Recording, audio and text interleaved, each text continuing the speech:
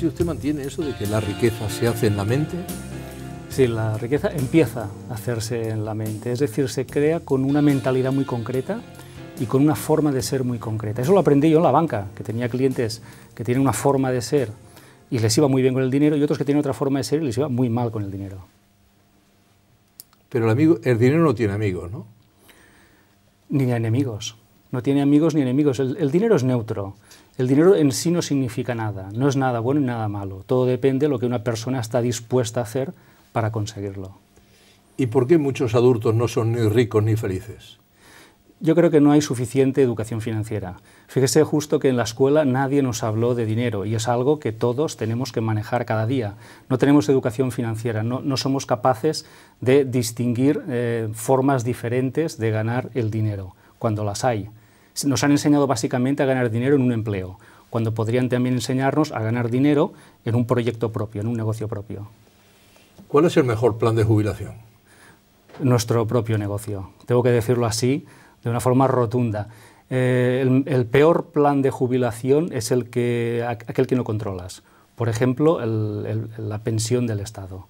Yo creo que confiar en la pensión del Estado es una auténtica temeridad, porque primero no es controlable y segundo sabemos que está en colapso y que el sistema tiene que reformarse profundamente. Así que la mejor forma, el mejor plan de pensiones es nuestro propio negocio. Me está convidando a boda. Podemos llegar a jubilarnos y que no haya un duro, no haya dónde echar mano. Es que probablemente nuestra generación va a tener una gran decepción cuando compruebe que su jubilación será muy diferente a la que tuvieron sus padres o sus abuelos. ¿Y por qué el sistema de pensiones está en colapso, está en caída a plomo? Por temas demográficos. Fíjese que ahora mismo hay más mayores que jóvenes. Las personas entran a trabajar más tarde que antes. Y además tenemos personas que están paradas, que no pueden cotizar, por tanto no están contribuyendo a la seguridad social. ¿Cuántas clases de ingresos hay? Bueno, hay varias clases de ingresos, pero básicamente hay aquellas que provienen del trabajo activo, en el que uno tiene que estar allí presente para generarlas, es decir, vender horas, vender tiempo en un empleo, en un trabajo, en un puesto de trabajo. Y luego hay ingresos pasivos, que serían aquellos ingresos que se generan no del trabajo directo, sino de una fuente de ingresos de un negocio propio. Requieren trabajo también al principio, porque los negocios hay que impulsarlos, lanzarlos, pero después ese negocio está trabajando para ti. ¿Y de jubilación cuántas clases hay? Bueno, pues hay la real y la legal. Básicamente yo distinguiría estas dos. La legal es aquella que marca el Estado, esa no tiene discusión. El Estado nos dice que nos va a jubilar ahora a los 67, yo creo que muy pronto a los 69, 70 años más o menos, y eso no tiene discusión, eso es una ley.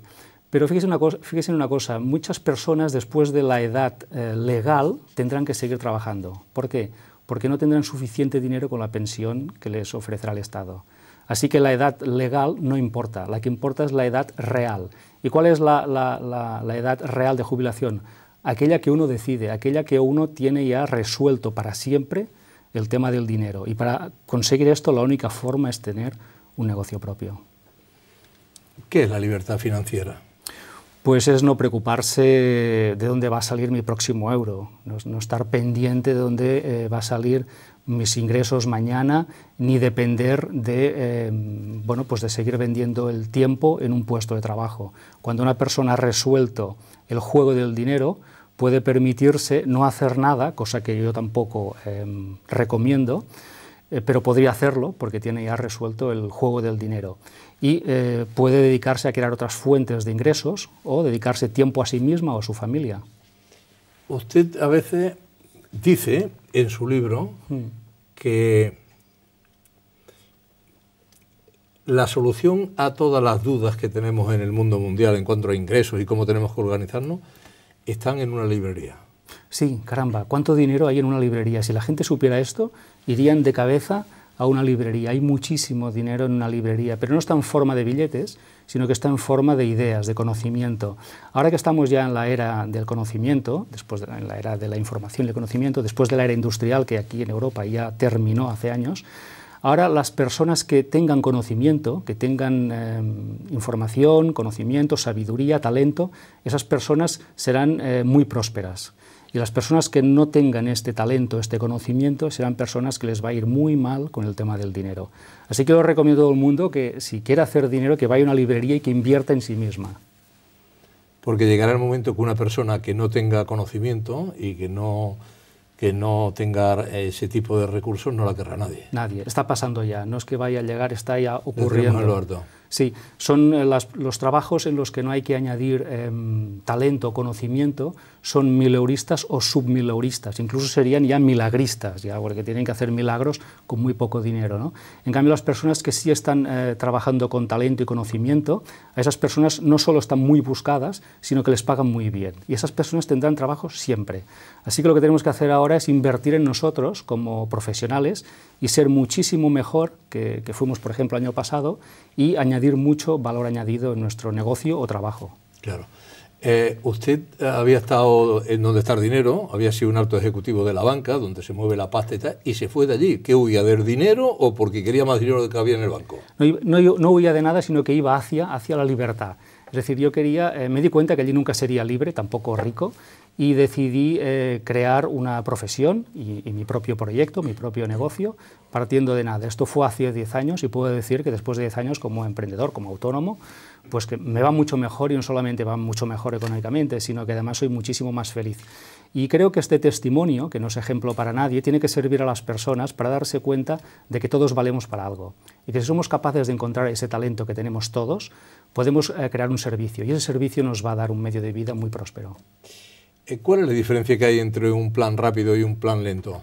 Bueno, el plan lento es lo que hacían nuestros padres y abuelos, lo cual estaba muy bien en su época, en la era industrial, que era pues ahorrar, trabajar, crear un plan de pensiones privado, pero hoy todo esto no garantiza nada, porque el mundo ha cambiado mucho. Así que el plan que tenían nuestros padres o abuelos hoy se ha vuelto un plan lento. El plan rápido sería en tomar responsabilidad de nuestra situación financiera, de nuestra jubilación, y decidir nosotros cuándo vamos a retirarnos y con qué dinero. Esto es algo que tendríamos que pensar todos. Y según su manera de pensar, ¿cuándo debemos jubilarnos? Yo creo que cada persona debería decidir cuándo. Es decir, no creo que tenga que ser una cosa que venga impuesta por una ley. Yo creo que cada persona debe decidir cuándo deja de trabajar, ¿no? Yo en mi caso, como lo que yo hago lo haré toda la vida, pues yo creo que trabajaré de por vida, ¿no? Pero también es cierto que hay otras cosas tan importantes o más que trabajar. Y son pues cultivarse a uno como ser humano, cuidarse y también estar con los suyos, con su familia. Yo en mi caso he decidido que trabajo mediodía nada más, por las tardes, y por las mañanas me las dedico a mí y a mi familia. Yo creo que eso es bastante equilibrado. Tanta importancia le da al tema de la jubilación, que ha escrito un libro en catalán, en castellano, e incluso la versión más de lujo, con un DVD que de una hora y media de duración. Sí. Tanta importancia le da eso, realmente la tiene. Yo creo que la gente aún no somos conscientes del problema que nos puede venir en lo harto. Tiene razón, la gente aún no es consciente de lo mucho que tendrá que cambiar si quiere que las cosas le vayan mínimamente bien en el tema financiero. Tenemos un gran vacío de educación financiera, estamos todos confiados en que papá Estado va a cuidar de nosotros cuando tengamos 67, 69 años, y yo creo, es una opinión, yo creo que no será así, no porque no quieran los gobiernos, sino porque no van a poder, y creo que tenemos que tomar responsabilidad las personas sobre nuestro futuro financiero. Por esto he escrito este libro, para educar a las personas. Explíquenos cómo podemos crear un plan que trabaje por nosotros.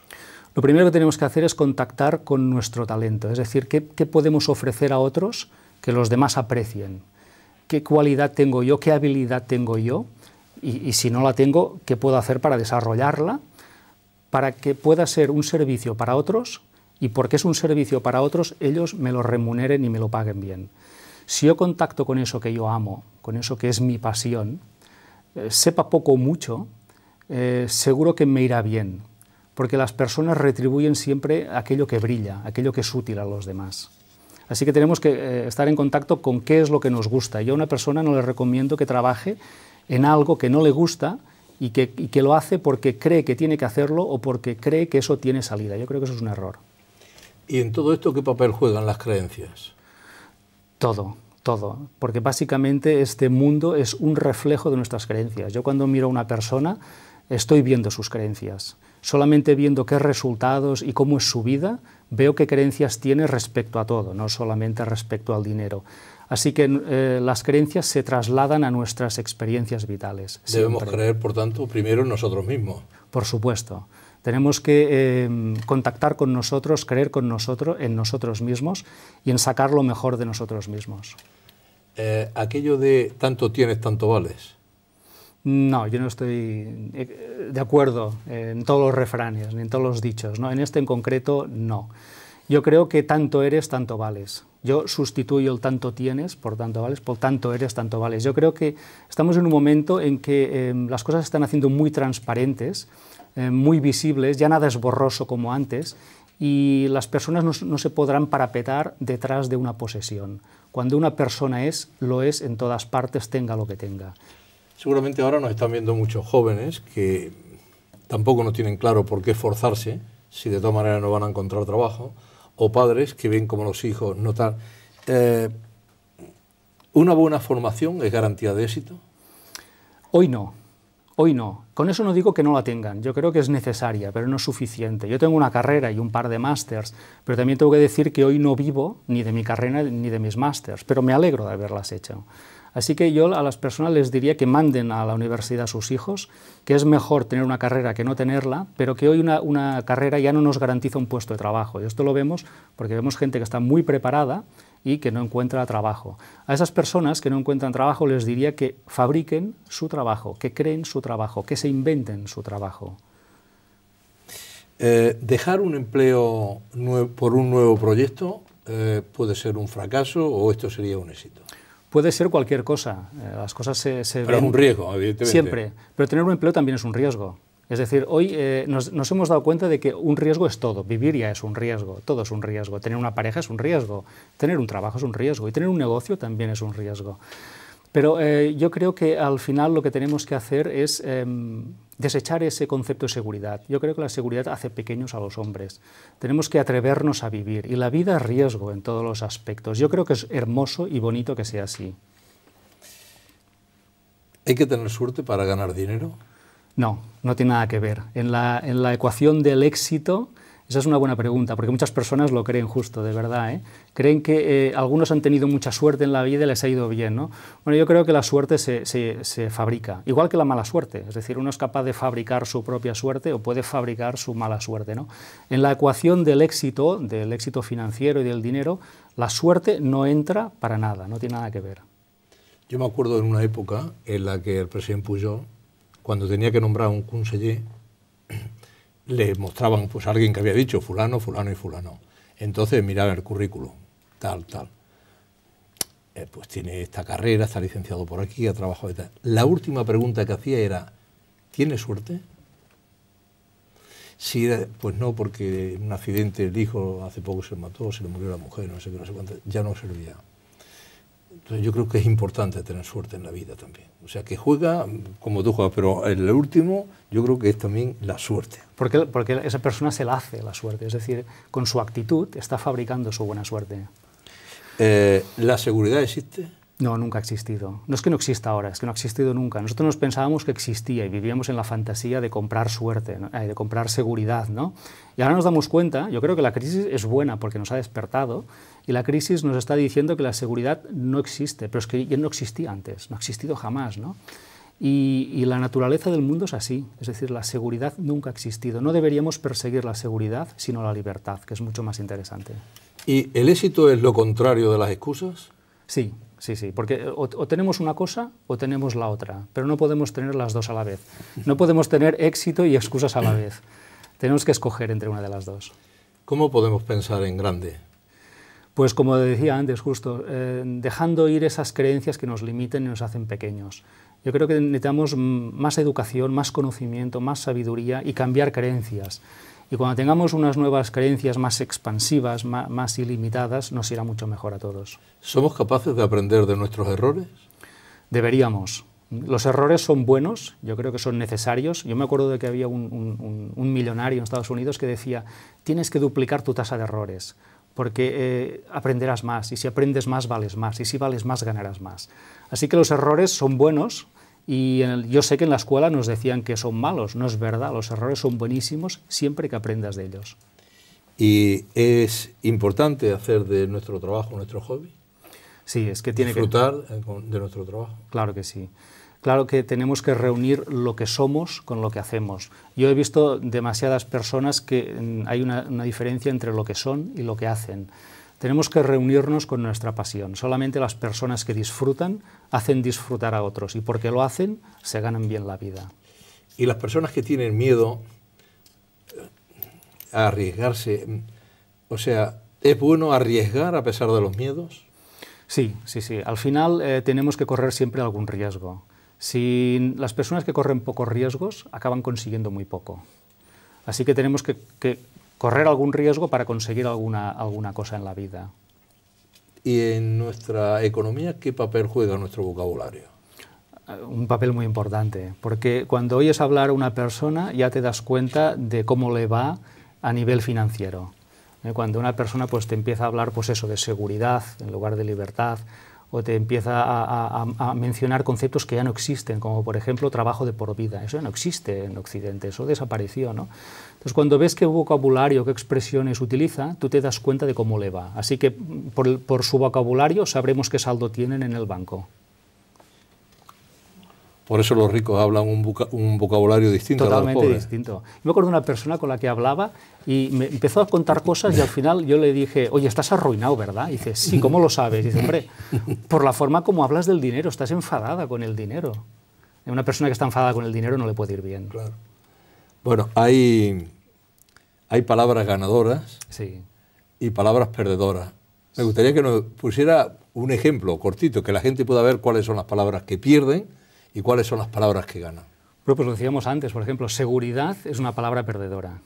La persona que busca... ¿Perdedora? Sí, porque la seguridad sale, primero no existe, pero en la búsqueda de la seguridad perdemos muchas cosas, entre ellas nuestra libertad. Hay personas, no todas, pero algunas personas que se han puesto a trabajar como funcionarias, no todas, por buscar seguridad y han perdido la libertad. Y luego, cuando tienen, no sé, 40, 45 años, vienen, llaman a mi despacho de coach y me dicen, oye, Raimon, yo quiero hacer otra cosa en la vida. Y dice, bueno, claro, pero ¿qué quieres, libertad o seguridad? Tenemos que elegir, ¿no?, entre las dos. Así que esa sería una palabra perdedora, seguridad. Y una palabra ganadora sería pasión, por ejemplo. Es decir, aquellas personas que primero hacen en la vida aquello que aman, y después buscan el dinero son las que les va mejor. Aquellas que primero buscan el dinero y dicen, cuando tenga dinero ya haré lo que ame, son las que les va peor. Así que la pasión es una palabra ganadora. ¿Y el reino de lo imposible cuál es? Uy, nadie sabe que es imposible hoy, nadie. Nadie sabe lo que es imposible. Es una palabra que tendríamos que borrarla, es perdedora esa, es una palabra totalmente perdedora.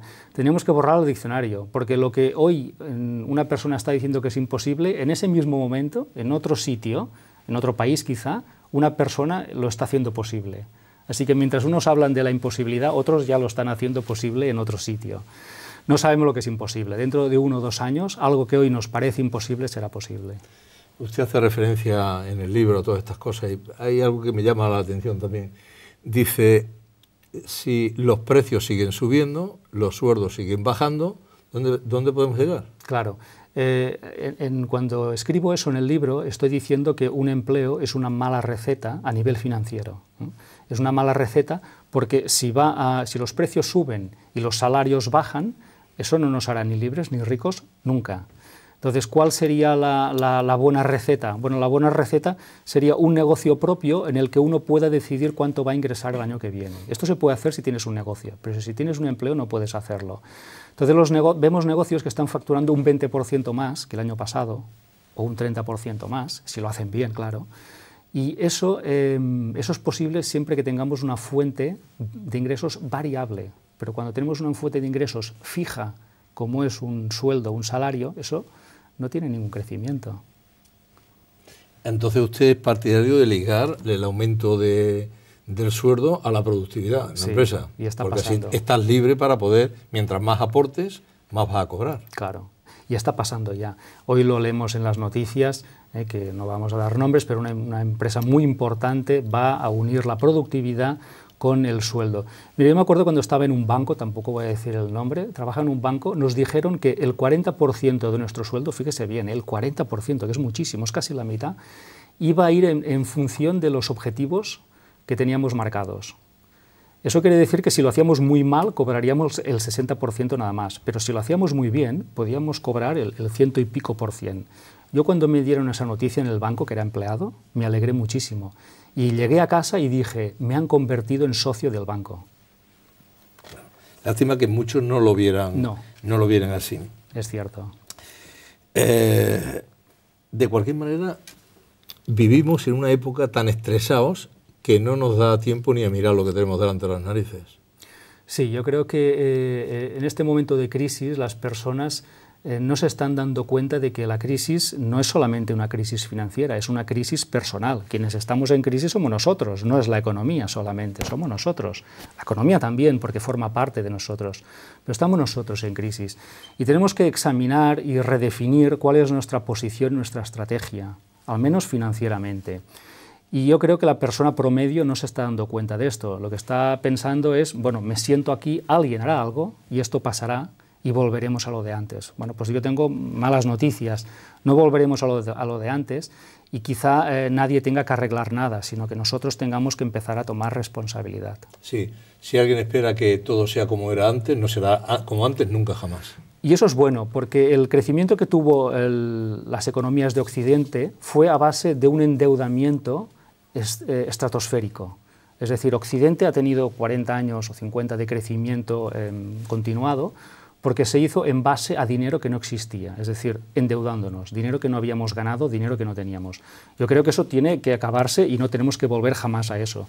Y luego también porque la economía prosperó tanto en estos años porque consumíamos cosas que nunca debimos consumir. Es decir, hubo un exceso de consumo en cosas que no eran necesarias y que han esquilmado los recursos del planeta. Yo creo que a eso tampoco tenemos que volver. Tiene toda la razón del mundo.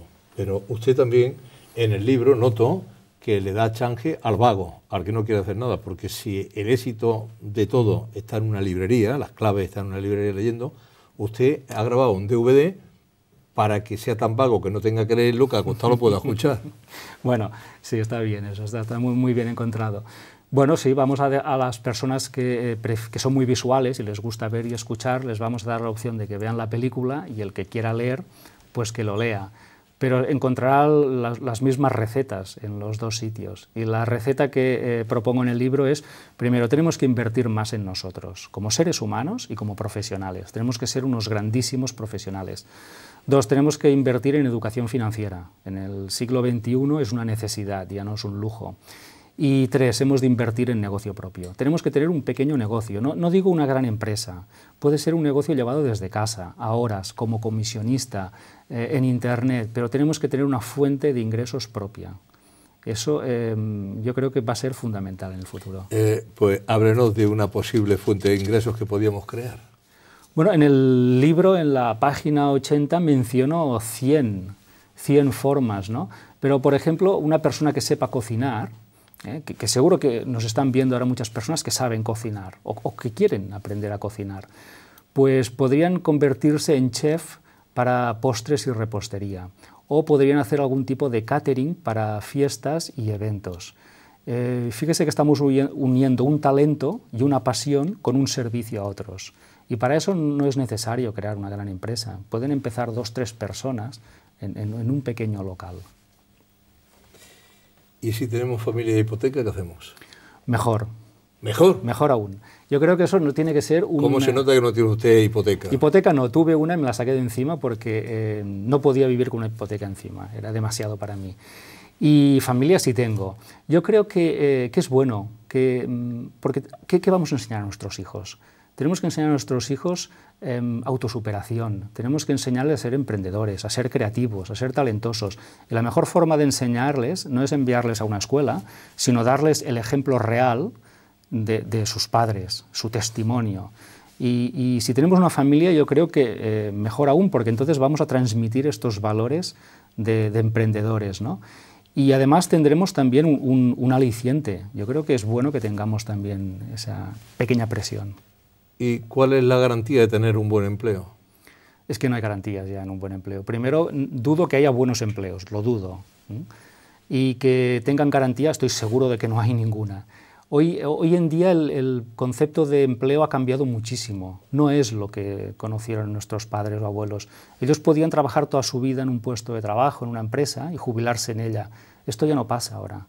Es decir, ahora las personas tienen trabajo, desocupación, trabajo, desocupación, trabajo, desocupación. Y es posible que una persona durante una misma carrera profesional tenga varios trabajos, incluso que tenga varias profesiones. O sea, no solamente varios trabajos en empresas diferentes, sino varias profesiones. Esto ha cambiado mucho. Para ganar más hay que aprender más. Sí, sí, sí, sí. Esa es la única ley. Es la única ley, ahora sí. Ahora sí, porque estamos en la era del conocimiento. Es decir, ya no podemos competir con países que fabrican, como India o China o Rusia o Brasil. Ellos nos ganan por precio, nos ganarán siempre por precio, ellos van a fabricar, eso es seguro. Y nosotros, ¿qué tenemos que hacer? Los europeos y los americanos y japoneses, pues lo que tenemos que hacer es innovar, es ofrecer servicios, es ofrecer talento, creatividad, eso es lo que tenemos que hacer. Y eso se consigue solamente con conocimiento.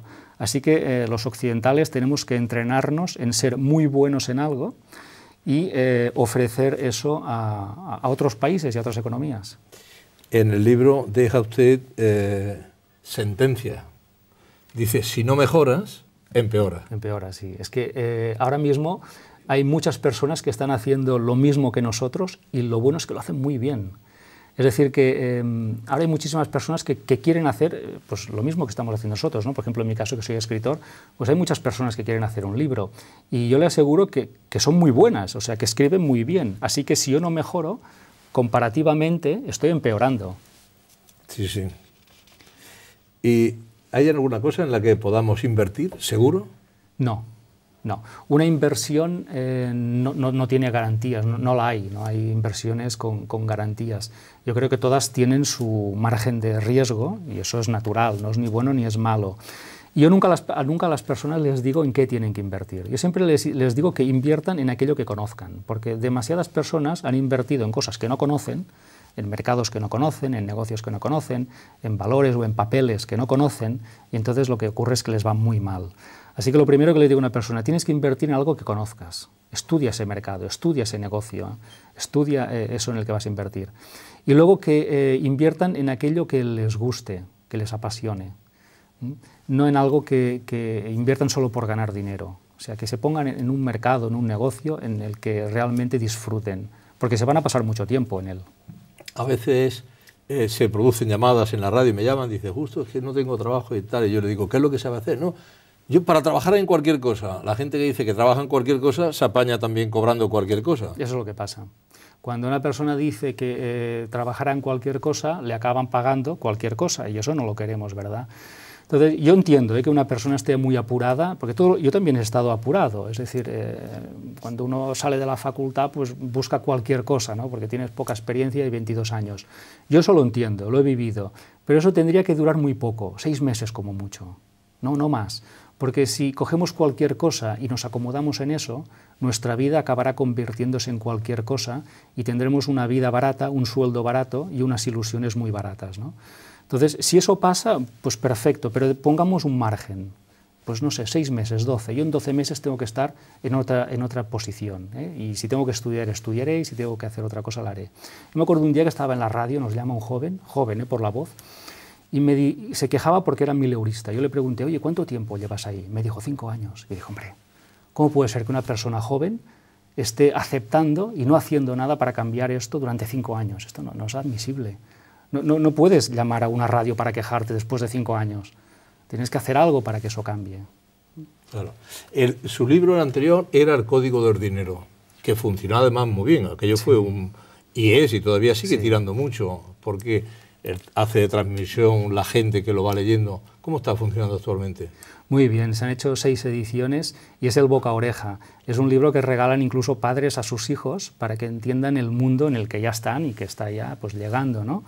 Y es un libro que no ha tenido ninguna publicidad y que es, como dice, por el boca a oreja, la recomendación. Hay gente que lo regala a docenas. Y es que el dinero habla un código distinto, por eso mucha gente está pelada, porque no entiende el código ese, y ese libro precisamente da las claves del código para entender también. Yo se lo resumo, si quieren, muy brevemente. La palabra dinero, que son unas letras, yo le digo la D de dinero, ¿qué significa? La D de dinero tiene un código, y el código es diversificar. Necesitamos varias fuentes de ingresos. ¿Por qué? Porque si solo tenemos una y se seca, nos vamos a la quiebra. Así que necesitamos varias fuentes de ingresos. La I, que sería de inteligencia financiera. Es decir, necesitamos más educación financiera para poder entender este mundo tan complejo del siglo XXI y la globalización. La N. La N es de una nueva conciencia, una nueva mentalidad. Lo que decíamos antes, hemos de tener una mentalidad más expansiva, menos limitada y que conecte más con nuestros valores y talentos. La E es de emprender, sin duda, hemos de emprender. Cuando no encontramos trabajo, porque el mercado no nos lo puede dar, tenemos que inventarnos nuestro propio puesto de trabajo. Así que tenemos que emprender, necesitamos emprender más. Este país lo tuvo, Cataluña era un país de emprendedores y tenemos que volver a eso, a ser más emprendedores. Vamos por la R, el código de la R es reaprender. Porque lo que aprendimos no nos va a llegar más lejos de donde estamos. Así que tenemos que reaprender cosas, tenemos que reaprender la economía, tenemos que reaprender nuestro oficio, porque nuestro oficio ha cambiado, y el oficio ha cambiado, o el trabajo ha cambiado, porque el mundo ha cambiado. Así que tenemos que reaprender. Y finalmente la O. El código de la O sería buscar oportunidades. No busquemos empleos, busquemos oportunidades. Yo creo que ahora hay más oportunidades que nunca. Lo que pasa es que no tienen pinta de oportunidad, tienen pinta de problema. Entonces la gente no las ve, porque ve un problema. Pero aquellas personas que busquen problemas y los resuelvan, la gente les va a pagar muy bien por resolver problemas. Porque de problemas es de lo que está el mundo lleno también. Está lleno. Estos días son días apetitosos a la hora de comprar libros, porque es una tradición. Supongo que avanzar la jubilación, que es avanzar la jubilación, pero es liberarse también. El libro aporta muchísimas cosas. Yo no sé si va a estar entre los libros más vendidos o no. Yo desearía que así fuera, porque de verdad que a la gente le planta ideas importantísimas para poder desarrollarlas a lo largo de su vida. Sobre todo no quedarse parados, no conformarse con nada. Yo creo que sí, que tenemos que empezar a sacar este orgullo interior y sacar carácter también, que lo tenemos, los españoles tenemos carácter. Sacar carácter y orgullo y no pensar que alguien nos va a resolver la papeleta y seamos nosotros quienes la resolvamos. Y si luego pues tenemos una pensión, estupendo, será para los nietos. Bueno. ¿Usted cree que todavía tenemos solución? Sí, sí que la tenemos, ¿sí? Por supuesto que sí. Vale. Ahí le dejo, señor Raymond Samson, le dejo con su cámara, a ver si es capaz de convencer a la gente para que compre el libro. Le agradezco que haya estado con nosotros esta noche. Yo tomo muy buena nota porque, en fin, porque es necesario eso, tener varias fuentes de ingresos, porque eso es como un manantial de un pozo que si se seca porque alguien ha hecho un pozo al lado y ha cortado el manero, pues se queda seco. Que tenga muy buena noche y mucha suerte. Gracias. Gracias.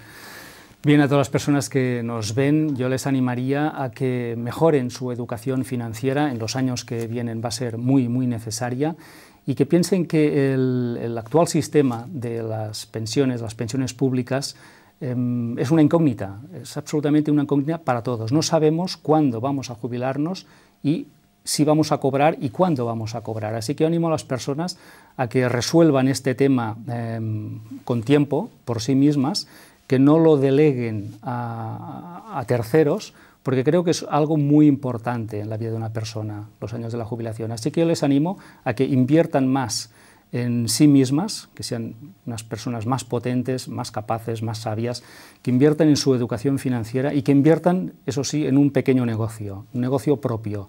Y si eso ocurre, yo les garantizo que serán libres, sabias y ricas. Esa es mi voluntad. Gracias.